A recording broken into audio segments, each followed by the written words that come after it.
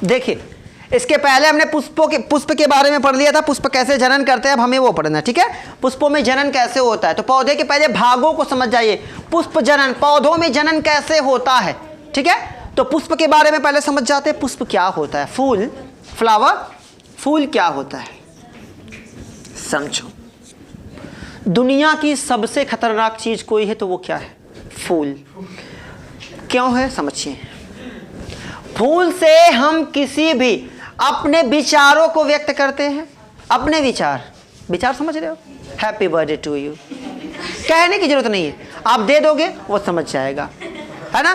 फूलों की अलग अलग क्वालिटी, अलग अलग रंग, अलग अलग काम के लिए बनाए गए। सफेद रंग बाबा गई ने, है ना। लाल रंग पूजा पाठ होगा, है कि नहीं। अलग अलग रंग की क्वालिटी आप देख के बता दोगे, है ना। पिंक वाला कलर, नई नई शादी हुई एकदम फर्स्ट क्लास, स्टेज पे अब स्टेज पे लेके जाना है कि नहीं। तो ये सब फेवरेट कलर है। पिंक कलर ज़्यादा से ज़्यादा देखिए, पिंक कलर गुलाब जो हार होता है उसमें ज़्यादा लाल कलर नहीं था बिचवा में, है ना। तो ये क्या है, हम अपनी भावनाओं को व्यक्त करते हैं फूलों के माध्यम से। बात करें पौधों में फूलों की क्या महत्ता है, पौधों में फूल क्या काम करते हैं। अगर पौधों में से फूल को हटा दिया जाए तो पहली चीज तो नया पौधा बनेगा नहीं, दूसरी चीज उनकी सुंदरता खत्म। आप किसी पौधे के पास क्या देख के अट्रैक्ट होते हो, क्या देख के आकर्षित होते हो। किसी पौधे के अंदर आप फूल को देखते हो, किसी पौधे का फूल कितना अच्छा है उसके पास दौड़े दौड़े चले जाते हो। एक तो बबूल का पेड़ बेचारा रहता है, कितने लोग उसे सूंघने जाते हैं, बताओ जाते हो, नहीं जाते। ये तो जमीन पे रहता है, जिसको हमारे यहाँ क्या बोलते हैं, भटकोइया क्या बोलते हैं भैया उसको, ऐसा ही कुछ बोला जाता है ना। उसको कौन सूंघने जाता है, उसके शरीर पे कांटे लगे होते हैं, फूल उसका पीला पीला होता है, कौन सूंघने जाएगा, जाएंगे नहीं।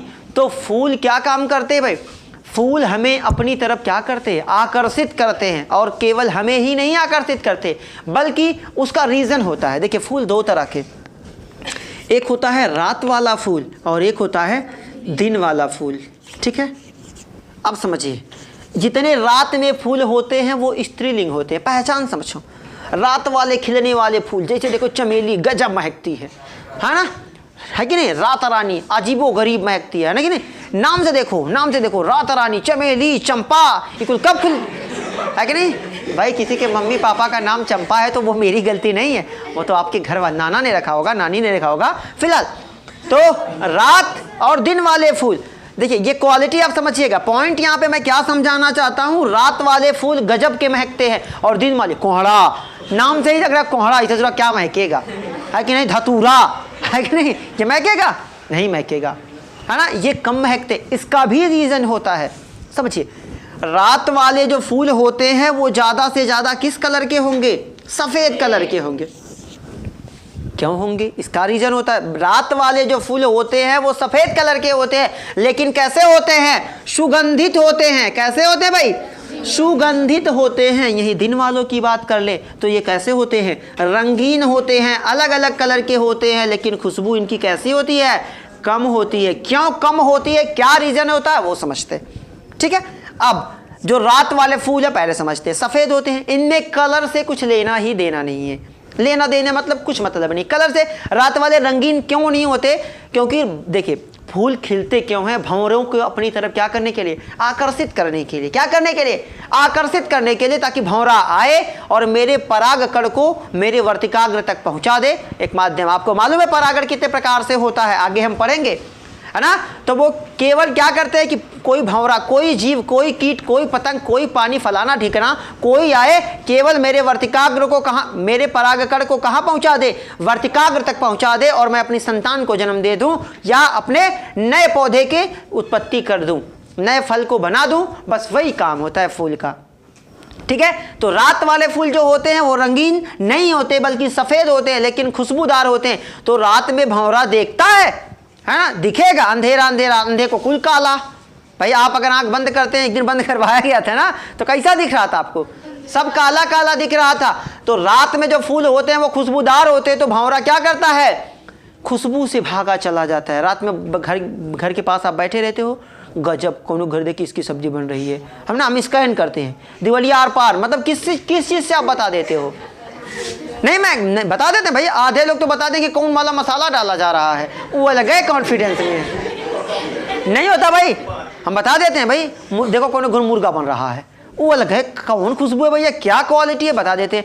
अच्छा देखिए, वो आप निषाद लोगों को देखेंगे, जो बिंद लोग, जो केवट होंगे, वो क्या करेंगे, वो आप नदी के किनारे खड़े रहिए, आप खड़े रहिए, वो खड़े रहिए, दोनों जन खड़े, दोनों नदी में देखिए, ध्यान से देखिए, वो बता देगा मछली जा रही, तुम घंटा बता दोगे, कतई नहीं बता पाएंगे, वो उनकी क्वालिटी होती है कि नहीं, वो पहचानते हैं भाई उस चीज़ को, वो तुरंत बता देंगे कि देखो क्या जा रहा है, ये देखो मछली जा। मैंने एक आदमी से पूछा भी, मैंने पूछा देखो कैसे, तो बताया, बंदे ने एक्सप्लेन किया कि जब मछलियाँ हमेशा पानी के विपरीत भागती हैं, अगर पूरब से पानी पश्चिम जा रहा है तो वो किधर जाएंगे, है ना, अगर पूरब से पानी पश्चिम जा रहा है तो वो किस दिशा में भागेंगे, उसके उल्टा, उसके अपोजिट, जिधर से पानी आ रहा है वो उधर भागते जाते हैं। तो कहा जब पानी को चीरेगा, देखो हम शर्म कीजिए, हम है ना, हम नहीं जान पाते, हम साइंस वाले हैं, तो समझो जिधर से पानी बहेगा उधर मछली क्या होगी, उधर भागती जाएगी। कहने का मतलब है, जम्मू में एक मंदिर है जिधर से हवा बहती है, नॉर्मली अगर हवा पूरब से बहेगी तो झंडा किधर उड़ेगा, अरे गदाओ, अगर पूरब से हवा आएगी, इधर से हवा चल रही है, पूरब से हवा आ रही तो झंडा किधर उड़ेगा, पश्चिम उड़ेगा, लेकिन उसकी क्वालिटी है जिधर से हवा उधर उड़ता है। ये आश्चर्य भाई, यही तो है। तो वैसे मछलियाँ वही काम करती हैं, वैसे मछलियाँ काम करती, जिधर से पानी बहता है ना उधर भागती जाती है। तो वो कहते हैं, मैंने उनसे पूछा कि कैसे पता चलता है कि मछली जा रही है कि नहीं, हम लोग को लगता है कुछ पानी, खाली पानी तो कुछ बह रहा है, लेकिन वो अलग है आके भैया, अंदर वो देख लेते हैं, है कि नहीं। तो उन्होंने बताया कि क्या करते हैं, जिधर अगर पानी को देखिए कि धारा जिधर खत्म हो रही है, मतलब इधर पानी बह रही है, नई धारा इधर की दिशा में बह रही है, तो क्या भाग रहा है, वो मछली जा रही है। तो समझ रहे, ये कॉन्फिडेंस। वैसे ही रात वाले जो फूल होते हैं वो सफ़ेद होते हैं लेकिन सुगंधित होते हैं, तो भौरा सूंघता है, कहाँ महक रहा है, ये वाली खुशबू कहाँ आ रही है, वो भागता भागता उसकी तरफ भागता चला जाता है, और वहाँ पर पहुँचता है तो देखता हाँ गजब महक रहा है, फिर उससे बैठेगा, फिर लगेगा नहीं ये वाला मज़ा ना रही, ना नहीं ये वाली सब्जी ना जब वो वाला चल रहा है, चंपा से उड़ के गया, कहाँ गया, अब चमेलियाँ महक रही है, चलो अब चमेली के पास चलते हैं, कि नहीं। तो वो एक जगह से उड़ता है दूसरी जगह, वो किसकी वजह से, गंध की वजह से। तो रात वाले फूल कैसे होते हैं, सफ़ेद होते हैं लेकिन ज़्यादा सुगंधित होते हैं। याद रखिएगा, ऐसे फूल जिनका नाम स्त्रीलिंग लग रहा होगा वो रात में खिलते हैं और ज़्यादा क्या होते हैं, सुगंधित होते हैं। दूसरे पॉइंट की बात कर ले, दिन वाले रंगीन होते हैं, अलग अलग कलर। अब दिन में तो भौरा देखेगा, अब जब वो देखता है तो वो किसको देख के, रंग को देख के भाग के जाता है, और ये गजब का फूल लग रहा है। जैसे आप दिन में फूल, रात में किसके फूल के पास दौड़ के जाते हैं, नहीं, अरे शादी में तो हम फूल के पास नजर नहीं आते, स्टेज पे लगा होता है वो फूल, वो प्लास्टिक का है कि नहीं, कौन जाता उसे देखने, जाते हैं। रात में हमें सुगंधित फूल चाहिए, कोई महक जाए, देखो है कि नहीं। यहाँ अगर हमें पनीर बांटी जा रही है और अगर दूसरे बगलिए में दूसरे की शादी हो, गजब मज़ा तो तब आती है जब एक शादी बगल में एक ही गांव में दो शादियाँ हों, यही बगल में दूसरे की लगा हो, यही बगड़ी में दूसरे की बारात है। हम लोग एक बार बारात गए थे, क्या हुआ, शादी पता चला कि जाके खा रहे हैं और जो उन्हें खा रहे हैं वो बरतिया दूसरे वाली में है, लगे हाँ भैया पूरा ठूसे ठासे पूरा एकदम मजबूत से खा के चले आए, और जब वहाँ पहुँचे दूसरे की बारात में लगा यार यहाँ तो इससे जबर व्यवस्था थी, गड़बड़ा गया कुल है कि नहीं, है कि नहीं। तो वही होता है भाई, बगल में शादियाँ होती है तो यहाँ खा रहे हैं और मन लगा नहीं हमें गजब चल रहा है, चल उसमें। हम लोग एक बार बारात जा रहे थे, ये व्यक्तिगत जानकारियाँ आपको नहीं दे रहा हूँ, देना चाहिए कभी कभार।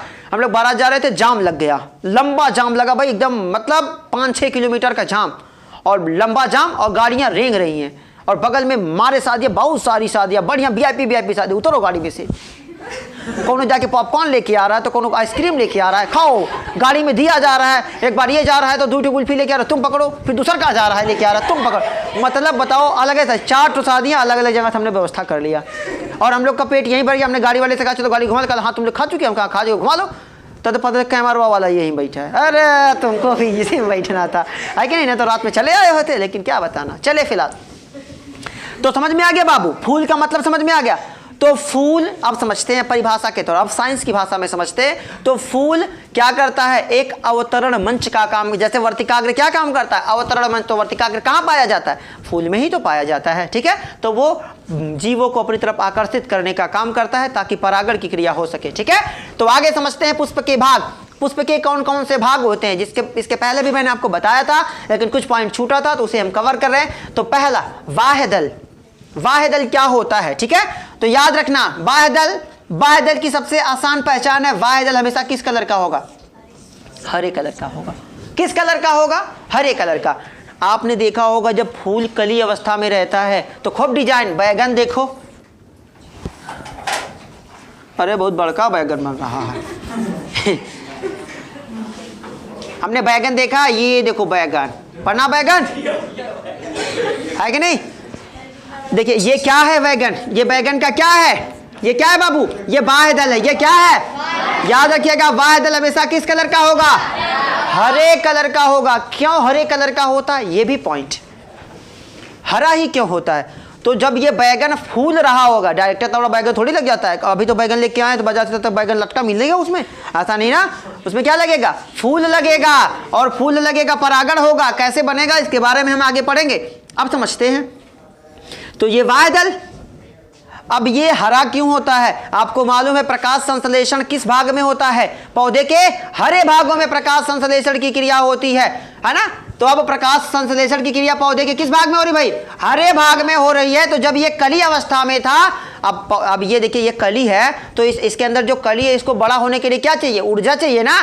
शरीर की किसी क्रिया को कराने के लिए किस चीज़ की जरूरत पड़ती है, ऊर्जा की। तो इसे खिलने के लिए क्या चाहिए, ऊर्जा चाहिए। तो ये कली जब खिलना चाहती है तो इसके बाहर ये जो क्या रहता है, बाह्य दल रहता है। जब मैं आपको पुष्प सूत्र पुष्प का फार्मूला बनाना बताऊंगा ना, तो आपको बताऊंगा इनकी क्वालिटी। अगर एक बाह्य दल है, दो बाह्य दल है, तीन बाह्य दल है, चार है, पांच है, तो उसका फार्मूला बनता है, उसका सूत्र बनाया जाता है। समझ रहे हैं? तो नॉर्मली 3, 4, 5, 7 ऐसे होते हैं जोड़े में, ठीक है। तो ये जब प्रकाश संश्लेषण होगा तो इसी भाग में प्रकाश संश्लेषण होता था, और वो क्या करेगा, वो प्रकाश संश्लेषण देकर ऊर्जा बनाएगा और धीरे धीरे फूल क्या होगा खिल जाएगा। समझ रहे हैं बात को, बड़ी जबर सर्दी होगी भाई। आगे चलते हैं।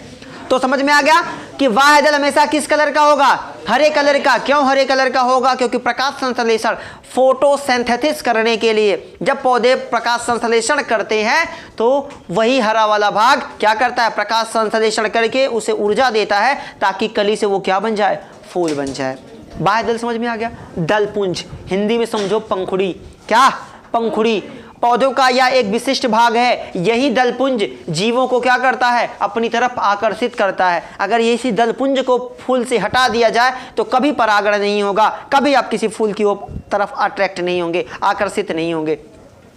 फूल में आप फूल का क्या देख के जाते हैं, डंठल देख के जाते हैं, वर्तिकाग्र देख के जाते हैं। हाँ, क्या सूंघने जाते हैं, डंठल नीचे से तोड़ के इसे सूंघते हैं। हाँ, क्या सूंघते हैं भाई है कि नहीं, क्या सूंघते हैं हम उसका, क्या, दलपुंज। दलपुंज मतलब वो पंखुड़ियों को हम सूंघते हैं, पंखुड़ियों के रंग को देख के हम उनकी तरफ अट्रैक्ट होते हैं, उनकी तरफ भागे भागे चले जाते हैं। समझ गए बात को? तो दलपुंज, बाह्य दल समझ में आ गया।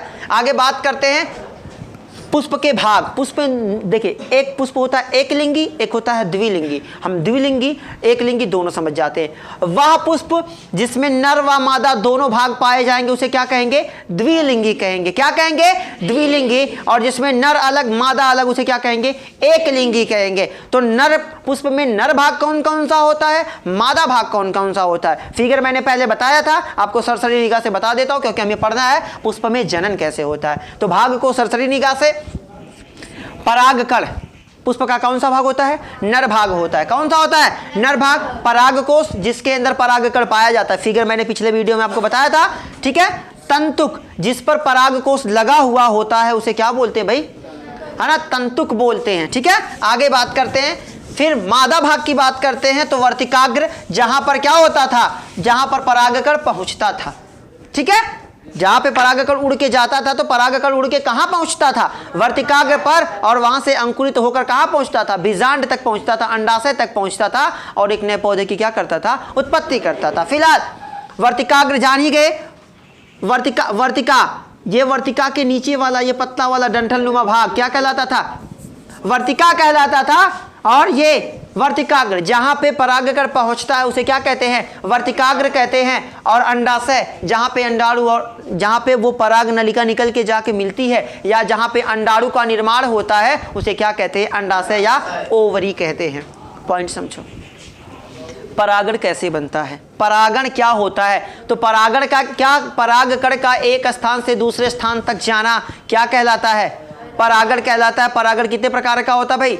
2 प्रकार का। कौन कौन सा? स्वपरागण, परपरागण। इसका पिछले वीडियो में हमने बताया था, जब किसी एक पुष्प का परागकण उसी पुष्प के वर्तिकाग्र तक जाता है तो वो क्या है? स्वपरागण। जब दूसरे पुष्प तक जाता है तो वो परपरागण। फिलहाल परागण समझ में आ गया। अब समझिए परागकण क्या होता है। एक पॉइंट सबसे जरूरी, और ये ध्यान दीजिएगा, परागकण हम कहते हैं कि परागकण नर युग्मक का, पुष्पों में नर युग्मक का काम करता है। यह पॉइंट गलत है, समझ रहे हैं?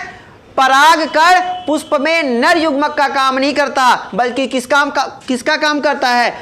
नर युग्मकोद्भिद का काम करता है। पॉइंट समझो, परागकण पुष्प में नर युग्मकोद्भिद का काम करता है। नर युग्मकोद्भिद का मतलब क्या होता है? कि नर युग्मक को पैदा करने वाला। समझ रहे बात को? ये नर युग्मक को पैदा करता है, मतलब ये पिता है। समझ रहे?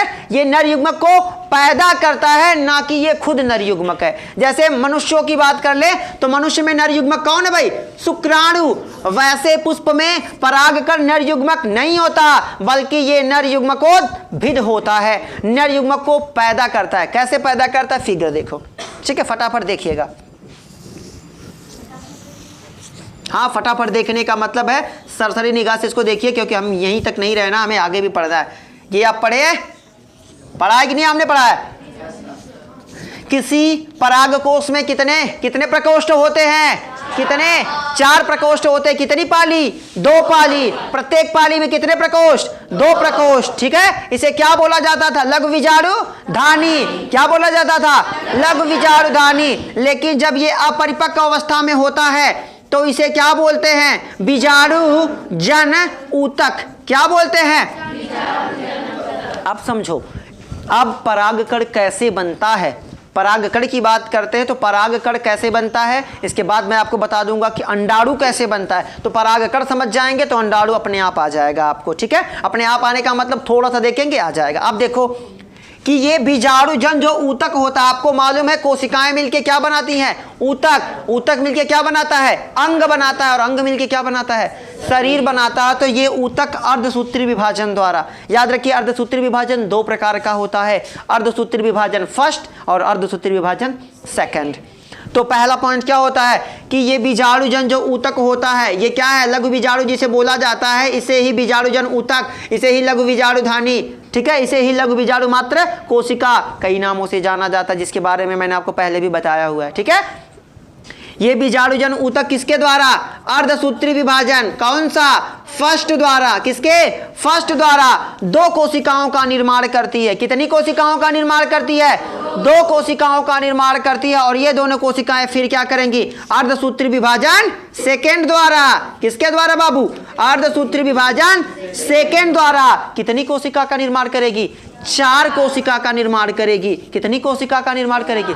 4 कोशिका का निर्माण करेगी। कक्षा 12 में इसी का एक चैप्टर है, इसमें पूछा जाता है कि इन चारों कोशिकाओं को एक साथ क्या कहते हैं। तो जब ये चारों कोशिकाएं एक साथ निर्माण एक साथ रहती हैं तो इन्हें क्या बोला जाता है? चतुष्क बोला जाता है। क्या बोला जाता है? चतुष्क बोला जाता है। कभी कभार पूछता है चतुष्टय के बारे में आप क्या जानते हैं? तो चतुष्टय का मतलब क्या होता है कि जब बीजाणुजन ऊतक अर्धसूत्री विभाजन द्वारा 2 कोशिकाओं का निर्माण करता है तो वो कोशिकाएं फिर क्या करेंगी? अर्धसूत्री विभाजन सेकंड द्वारा 4 कोशिकाओं का निर्माण करता है। और वही चारों कोशिकाएं जब एक साथ होती हैं तो क्या कहलाता है? चतुष्टक कहलाता है। और जैसे ही ये चारों कोशिकाएं अलग हो जाएंगी, अब ये अलग हो गई, अब जब ये अलग हो गई तो एक एक कोशिका एक एक परागकण का क्या करेगी? निर्माण करेगी। तो जितना ये कोशिका, भाई अभी तो ये एक कोशिका का हुआ, समझ रहे हैं? अभी ये कोशिका भी कितना करेगी? 4। अब ये कोशिका कितना करेगी? 4। एक कितना करेगी?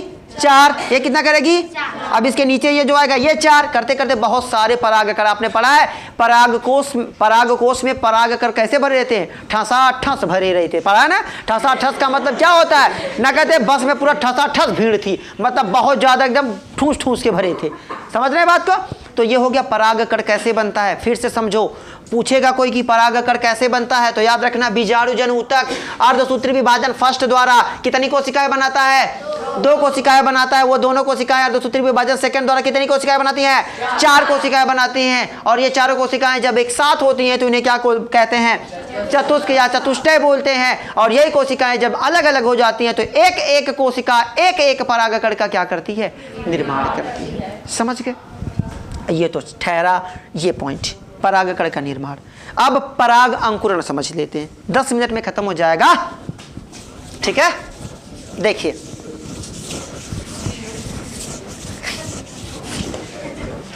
चलिए देखते हैं भाई पराग अंकुरण। अब क्या हुआ? अब परागकण बन गया भाई, ये ठहरा आपका क्या था? ये पुष्प का भाग था, पढ़ा इसके बारे में हमने।